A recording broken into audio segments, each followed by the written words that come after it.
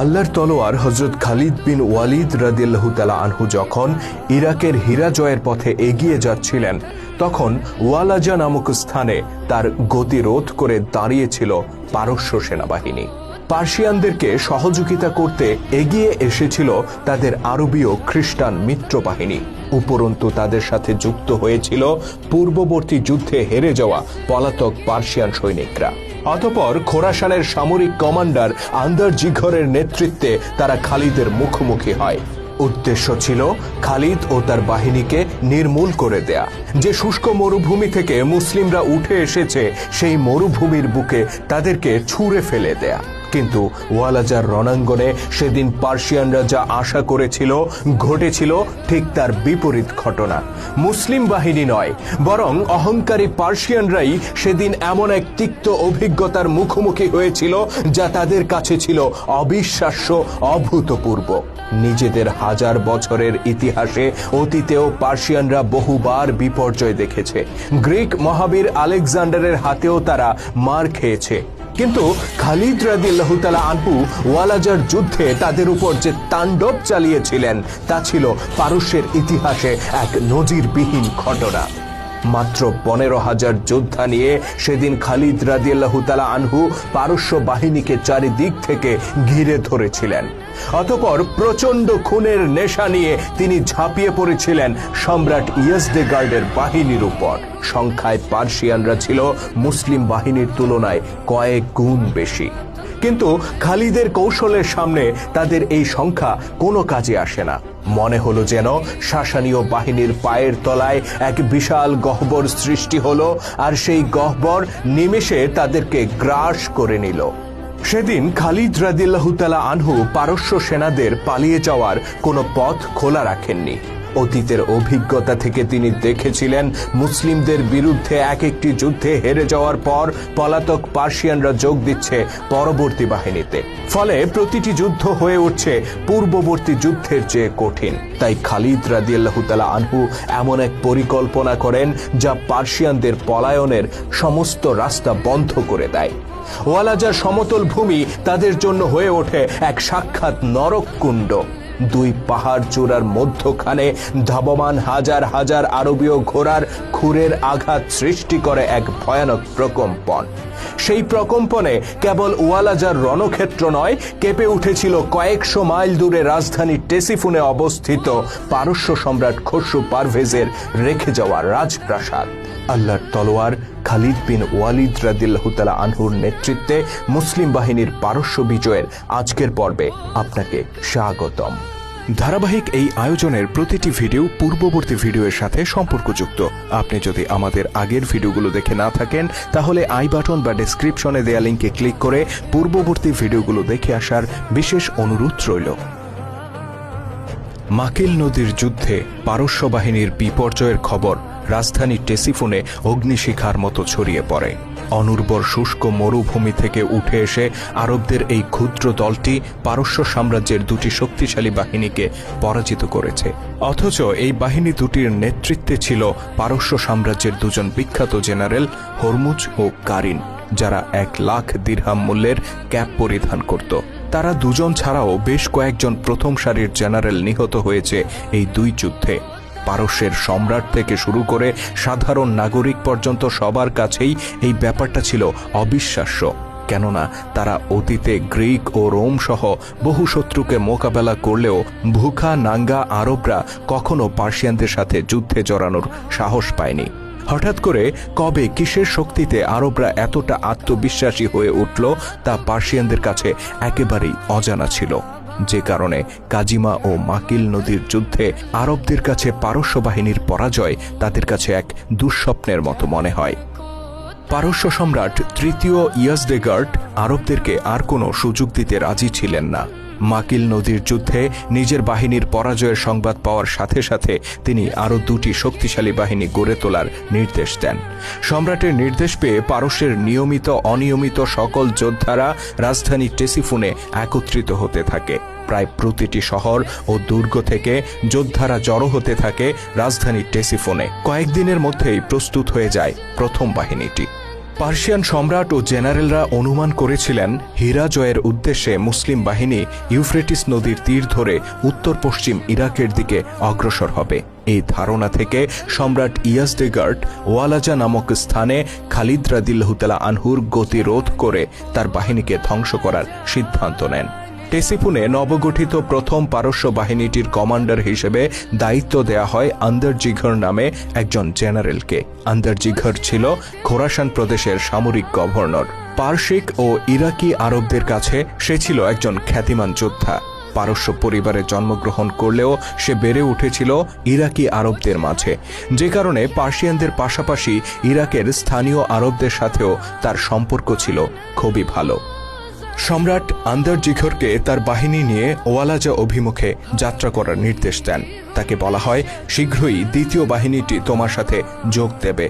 আন্দারজিঘর টেসিফোন থেকে কয়েকদিনের রাস্তা অতিক্রম করে পর্যায়ক্রমে টাইগ্রিস ও ইউফ্রেটিস নদী পার হয়ে ওয়ালাজায় এসে পৌঁছায় এবং সেখানে ক্যাম্প স্থাপন করে। রাজধানী টেসিফোন থেকে যাত্রা করার আগে সে তার পরিচিত বিভিন্ন গোত্রের কাছে দূত পাঠিয়ে তাদেরকে এই যুদ্ধে অংশ নেয়ার আহ্বান জানায়। আমরা আগেই বলেছি, ইরাকে বসবাসরত আরব গোত্রগুলোর সাথে আন্দারজিঘরের সুসম্পর্ক ছিল। ফলশ্রুতিতে যাত্রাপথে হাজার হাজার আরব খ্রিস্টান তার পতাকা তলে সমবেত হয়। এদিকে কারিনের বাহিনীর অবশিষ্ট যোদ্ধারাও আন্দারজিঘরের বাহিনীতে যুক্ত হয়। ওয়ালাজায় পৌঁছে নিজের বাহিনীতে সৈন্য সংখ্যার আধিক্য দেখে আন্দারজিঘর আত্মতৃপ্তি অনুভব করে। অতঃপর সে দ্বিতীয় পারসিক বাহিনীর জন্য অপেক্ষা করতে থাকে। এদিকে আন্দারজিঘর তার বাহিনী নিয়ে রওনা হয়ে যাওয়ার পর টেসিফোনে দ্বিতীয় আরেকটি বাহিনী গড়ে উঠতে থাকে। দ্বিতীয় বাহিনীটি কিছুটা সময় নিয়ে প্রস্তুত করা হয়েছিল বিধায় তা প্রথম বাহিনীর তুলনায় ভারী হয়ে ওঠে। এই বাহিনীটির কমান্ডার হিসেবে দায়িত্ব দেয়া হয় বাহমান নামে একজন পারস্য জেনারেলকে। হরমুজ ও কারিনের মতো বাহমানও ছিল 1,00,000 দিরহামের ক্যাপ পরিহিত জেনারেল। সম্পূর্ণ বাহিনী প্রস্তুত হয়ে গেলে সম্রাট তাকে ওয়ালাজা অভিমুখে যাত্রা করার এবং দ্রুত আন্দারজিঘরের সাথে মিলিত হওয়ার নির্দেশ দেন। তিনি এটাও বলে দেন, দুই বাহিনী এক হয়ে গেলে যৌথ বাহিনীর নেতৃত্ব দেবে বাহমান। সম্রাটের নির্দেশে প্রথম বাহিনী টেসিফোন ত্যাগ করার বেশ কয়েকদিন পর দ্বিতীয় বাহিনীটি যাত্রা শুরু করে। তবে অপেক্ষাকৃত ভারী দল হওয়ার কারণে তাদের গতি ছিল কিছুটা কম। পারস্য সম্রাট আশা করেছিলেন এই দুটি বাহিনীর যৌথ শক্তি মুসলিম শক্তিকে চিরতরে খতম করে দেওয়ার জন্য যথেষ্ট। ফলে তিনি এর বাইরে আর কোনো বাহিনী গড়ে তোলার প্রয়োজনীয়তা অনুভব করেননি। তাছাড়া এই সময় সম্রাট তৃতীয় ইয়াজদেগার্ড শারীরিকভাবে খুবই অসুস্থ ছিলেন। শুধু তাই নয়, তিনি মারা যাওয়ার পর সিংহাসনে কে বসবে তা নিয়েও চলছিল বড় ধরনের অভ্যন্তরীণ বিশৃঙ্খলা। এদিকে হুফায়েরে সদর দপ্তর স্থাপন করে সেখানকার প্রশাসনিক দায়িত্ব সুবিত বিন মুকাররিনের হাতে ন্যস্ত করে খালিদ রাদিয়াল্লাহু তাআলা আনহু হীরা অভিমুখে রওনা হওয়ার প্রস্তুতি নিচ্ছিলেন। মাকিল নদীর তীরে তার নেতৃত্বে মুসলিম বাহিনী যে বিজয় পেয়েছিল তা ছিল এক কথায় নজিরবিহীন। সামান্য ক্ষয়ক্ষতির বিনিময়ে তারা বিশাল পারস্য বাহিনীকে পর্যুদস্ত করেছেন এবং বিপুল পরিমাণ সম্পদ হস্তগত করেছেন। কিন্তু এই যুদ্ধ খালিদ রাদিয়াল্লাহু তাআলা আনহুকে বেশ কয়েকটি বিষয়ে ভাবিয়ে তোলে। তিনি দুটি যুদ্ধে বিশাল দুই পারস্য বাহিনীকে পরাজিত করেছেন, অথচ এখন পর্যন্ত তিনি পারস্য সাম্রাজ্যের কিনারায় দাঁড়িয়ে আছেন। তাছাড়া তিনি উপলব্ধি করতে পারেন পার্সিয়ানরা প্রয়োজন বোধে এরকম আরও বহু বাহিনী তৈরি করতে সক্ষম। তাদের সামরিক সক্ষমতা ও সম্পদের প্রাচুর্যের কথা ভেবে খালিদ রাদিয়াল্লাহু তাআলা আনহু অভিভূত হয়ে পড়েন। খালিদই ছিলেন প্রথম মুসলিম কমান্ডার যিনি আরবের বাইরে সামরিক অভিযান পরিচালনা করেছিলেন। তিনি শুধু একজন সামরিক কমান্ডারই ছিলেন না, বরং খলিফার পক্ষ থেকে বিজিত অঞ্চল শাসন করাও তার দায়িত্ব ছিল। ইতিমধ্যে খালিদ রাদিয়াল্লাহু তাআলা আনহু পারস্য সাম্রাজ্য জুড়ে নিজস্ব একটি গোয়েন্দা নেটওয়ার্ক তৈরি করে ফেলেন। এই গোয়েন্দা দলটি তৈরি করা হয় স্থানীয় আরবদেরকে নিয়ে, যারা মূলত খ্রিস্ট ধর্মাবলম্বী ছিল। এই লোকগুলো খালিদ রাদিয়াল্লাহু তাআলা আনহুর ব্যক্তিগত আচরণে মুগ্ধ হয়ে তার প্রতি অনুগত হয়েছিল। তাছাড়া পারসিকদের সাম্রাজ্যবাদী মনোভাব ও আচরণে তারা অতিষ্ঠ ছিল। তারা নিজেরা ইসলাম গ্রহণ না করলেও মুসলিম বাহিনীর সাথে নিজেদের ভাগ্যকে জড়িয়ে নেয়। তারা পারস্য বাহিনীর গতিবিধি সম্পর্কে যাবতীয় খোঁজখবর খালিদের কাছে পাঠাতে থাকে। এই গোয়েন্দা দলটি পারস্যের রাজধানী টেসিফোন পর্যন্ত ছড়িয়ে পড়ে। টেসিফোন থেকে দুটি আলাদা বাহিনীর অগ্রযাত্রা এবং প্রথম দলটির ওয়ালাজাই ক্যাম্প স্থাপন সহ প্রতিটি ব্যাপারে খালিদ রাদিয়াল্লাহু তাআলা আনহু যথাসময়ে খবর পেয়ে যান। তিনি আরও জানতে পারেন শীঘ্রই দুই বাহিনী একত্রিত হয়ে ওয়ালাজায় তার পথ রোধ করে দাঁড়াবে। গোয়েন্দারা জানায় বাহিনী দুটি একত্রিত হতে পারলে তাদের সংখ্যা এত বেশি হবে যে খালিদের পক্ষে তাদেরকে সফলভাবে মোকাবেলা করা কঠিন হয়ে পড়বে। বিষয়টি খালিদ রাদিয়াল্লাহু তাআলা আনহুকে বেশ ভাবিয়ে তোলে। আরও একটি বিষয় খালিদ রাদিয়াল্লাহু তাআলা আনহুকে ভাবিয়ে তুলেছিল, তা হচ্ছে যুদ্ধক্ষেত্র থেকে প্রচুর সংখ্যক পারস্য সৈন্যের পলায়ন। তারা অবস্থা বেগতিক দেখলেই এক যুদ্ধক্ষেত্র থেকে পালিয়ে যায় এবং পরবর্তী বাহিনীর সাথে যোগ দেয়। এভাবে পারস্যের প্রতিটি বাহিনী তার আগের বাহিনীর চেয়ে ভারী হয়ে ওঠে। কাজিমার পলাতকরা যোগ দিয়েছিল কারিনের বাহিনীতে। এখন কারিনের বাহিনীর পলাতক সৈনিকরা যোগ দিয়েছে আন্দরজিঘরের সাথে। খালিদ রাদিয়াল্লাহু তাআলা আনহু উপলব্ধি করেন পারস্য শক্তিকে চূড়ান্তভাবে পরাজিত করতে হলে এভাবে পালিয়ে যাওয়ার সুযোগ রাখা যাবে না। এই অবস্থায় হীরার পথে অগ্রসর হতে হলে খালিদ রাদিয়াল্লাহু তাআলা আনহু তার সামনে দুটি চ্যালেঞ্জ দেখতে পান। প্রথমটি হচ্ছে অতি দ্রুত অগ্রসর হয়ে ওয়ালাজায় অবস্থানরত প্রথম বাহিনীটির উপর হামলা করতে হবে, আর এই কাজটি করতে হবে দ্বিতীয় বাহিনীটি সেখানে পৌঁছে যাওয়ার আগেই। আর দ্বিতীয় চ্যালেঞ্জটি হচ্ছে এমন কোনো কৌশল নির্ধারণ করতে হবে যেন প্রথম বাহিনীর সৈন্যরা পালিয়ে গিয়ে দ্বিতীয় বাহিনীর সাথে যোগ দিতে না পারে। বেশ চিন্তা ভাবনা করে খালিদ রাদিয়াল্লাহু তাআলা আনহু দুটি চ্যালেঞ্জেরই জুৎসই সমাধান বের করে ফেলেন। তিনি এমন একটি কৌশল নির্ধারণ করেন যা তার মতো প্রতিভাবান একজন সেনাপতির পক্ষেই সম্ভব, তবে সম্পূর্ণ পরিকল্পনাটি তিনি নিজের কাছে গোপন রাখেন। খালিদ রাদিয়াল্লাহু তাআলা আনহু সুবিদ বিন মুকাররিনের নেতৃত্বে একটি দলকে হুফাইরে রেখে অবশিষ্ট প্রায় 15,000 সৈন্য নিয়ে রওনা হয়ে যান। তার প্রথম টার্গেট যে কোনোভাবে পারস্যের দ্বিতীয় দলটির আগে ওয়ালাজায় পৌঁছতে হবে। আমরা আগেই বলেছি বাহমানের নেতৃত্বে পারস্যের যে দ্বিতীয় বাহিনীটি ওয়ালাজার উদ্দেশ্যে এগিয়ে আসছিল তাদের গতি ছিল অপেক্ষাকৃত ধীর। অন্যদিকে খালিদ রাদিয়াল্লাহু তাআলা আনহুর বাহিনী ছিল হালকাভাবে সজ্জিত, যে কারণে তাদের গতিও ছিল অপেক্ষাকৃত বেশি। ফলে বাহমান তার বাহিনী নিয়ে ওয়ালাজায় পৌঁছতে যখন আরও বেশ কয়েকদিনের রাস্তা বাকি, ততক্ষণে খালিদ রাদিয়াল্লাহু তাআলা আনহু তার বাহিনী নিয়ে সেখানে পৌঁছে যান। ওয়ালাজায় অবস্থানরত প্রথম বাহিনীর কমান্ডার আন্দরজিঘর খালিদের আগে বাহমানের সাক্ষাৎ পাওয়ার ব্যাপারে আশাবাদী ছিল, তবে শেষ পর্যন্ত যখন তা ঘটল না তখন তাকে খুব বেশি চিন্তিত মনে হয় না।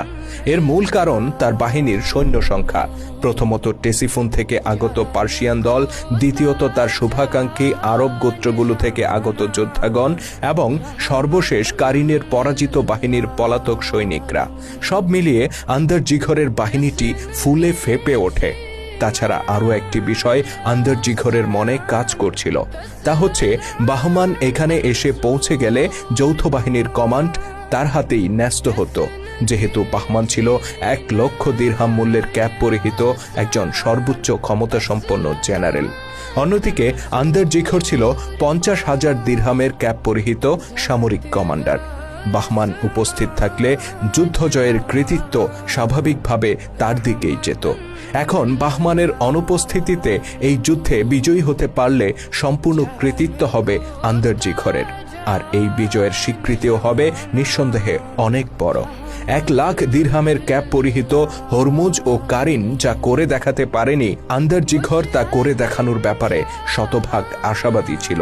আর তার এই উচ্চাশার সবচেয়ে বড় কারণ ছিল তার অগণিত সৈন্য সংখ্যা।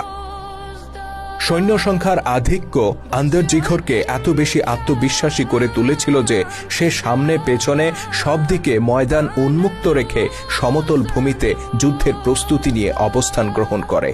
অথচ মাত্র 1 মাইল পিছনে গেলে সে ইউফ্রেটিস নদীর তীরে অবস্থান নিতে পারত। এক্ষেত্রে কারিনের বাহিনীর মতো তার পেছনের দিকটাও সুরক্ষিত থাকত, আর প্রয়োজন বোধে পলায়নের পথও উন্মুক্ত থাকত। কিন্তু অতি আত্মবিশ্বাসের কারণে সে এ ধরনের পদক্ষেপ গ্রহণ থেকে বিরত থাকে। বস্তুত খালিদ নামে যে ব্যক্তিটি ছোট্ট একটি বাহিনী নিয়ে পার্সিয়ানদের মুখোমুখি হয়েছে, তিনি কোন লেভেলের পরিকল্পনাকারী এ ব্যাপারে আন্দারজিঘরের কোনো ধারণা ছিল না। নিজের বাহিনীর ব্যাপারে অতি আত্মবিশ্বাস আর খালিদের ব্যাপারে ধারণার ঘাটতি, এই দুটি বিষয় আন্দারজিঘরের জন্য কাল হয়ে দাঁড়িয়েছিল। এদিকে খালিদ রাদিয়াল্লাহু তাআলা আনহু তার বাহিনী নিয়ে ওয়ালাজার অদূরে ক্যাম্প স্থাপন করেন। ওই দিনই যুদ্ধে না জড়িয়ে তিনি একটি দিন সময় নেন এবং সম্পূর্ণ এলাকাটি পরিদর্শন করেন। আন্দারজিঘরও মুসলিম বাহিনীর তৎপরতার দিকে লক্ষ্য রাখে। খালিদের মাথায় তখন ঘুরপাক খাচ্ছিল কি করে পারস্যের এই বাহিনীটিকে একেবারে নিঃশেষ করে দেয়া যায়। আমরা আগেই বলেছি, এবার খালিদ রাদিয়াল্লাহু তাআলা আনহু পারস্য সেনাদেরকে পালিয়ে যাওয়ার সুযোগ দিতে চাচ্ছিলেন না। এক্ষেত্রে তিনি একটি চমৎকার পরিকল্পনা করেছিলেন। তবে শত্রুরা দূরে থাক, মুসলিম সেনারাও এই পরিকল্পনার ব্যাপারে কিছুই জানতে পারেনি। শুধুমাত্র যারা এই পরিকল্পনার সাথে সংশ্লিষ্ট ছিলেন তারাই এ ব্যাপারে জানতে পারেন। পরদিন যখন দুই বাহিনী একে অপরের মুখোমুখি অবস্থান নেয়, তখন আন্দারজিঘর মুসলিম বাহিনীর সৈন্য সংখ্যার স্বল্পতা দেখে বেশ বিস্মিত হয়।